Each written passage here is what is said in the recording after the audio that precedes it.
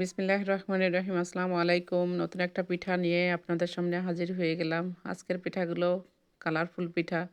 পিঠাগুলো দেখলেই আর খাওয়ার ইচ্ছা হবে না। এটা তাকায়েই থাকতে হবে।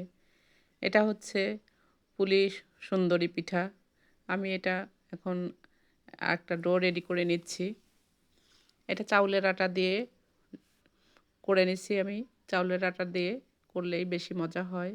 গমের ময়দা হোক, আটা হোক যদি করে নেওয়া হয় এটা নরম হয়ে যাবে।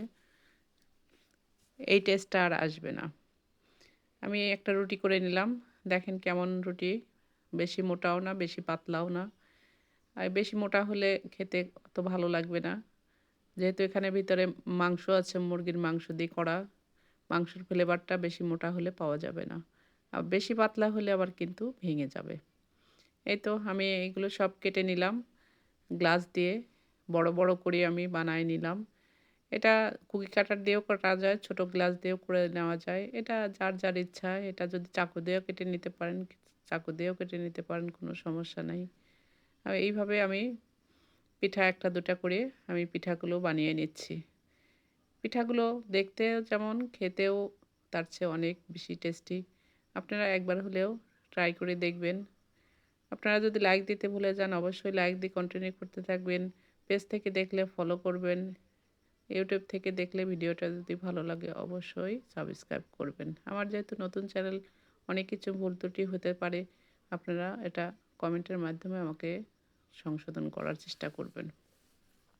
এই তো আমার পিঠাগুলো করে নিচ্ছি। একটার পর একটা পিঠাগুলো করে নিতে দেখতেও যেমন, বানানোর আকর্ষণও তেমন। এই তো আমার তেল গরম হয়ে গেছে। আমি পিঠাগুলো দিয়ে দিলাম ভাজার জন্য। ভাজার সময় কালারটা আরও বেশি হয়ে গেছে। কেননা এখানে সাদা ময়দা দিয়ে বেলা হয়েছে, এর জন্য একটু সাদা, সাদা হয়ে আছে। যখন তেলের মধ্যে দেওয়া হয়েছে দেখেন কালারটা সম্পূর্ণই চেঞ্জ হয়ে গেছে। দেখতে আরও ভালো লাগছে। এটা না খেয়ে তাকায়া দেখার মতো একটা পিঠা। আপনারা চাইলে একবার ট্রাই করে দেখতে পারেন। এটা বিটের রস দিয়েও করা যাবে। আপনারা চাইলে ফুড কালার দিয়েও করতে পারেন। যেকোনোটা দিয়েই করা সম্ভব। পিঠাগুলো ফুলে, ফুলে একদম বড় হয়ে গেছে। এটা ভাজাও খুবই ইজি। উল্টাপাল্টা আমি সবগুলো ভেজে নিচ্ছি। শীতের সময় নানান রঙের পিঠা, নানান ধরনের পিঠা, নানান ডিজাইনের পিঠা আমরা তৈরি করে থাকি। এই পিঠাগুলো হলুদের ডালায় দিলেও খুবই ভালো, খুবই দেখতেও আকর্ষণীয় হবে। এই পিঠাগুলো যদি নতুন জামাইকে দেন, সেও খুশি হয়ে যাবে। এখন এটা আমি তৈরি করলাম।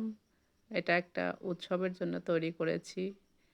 আমি এখন এগুলো ভেজে উঠায় নিচ্ছি। মোটামুটি আমার ভাজা হয়ে গেছে।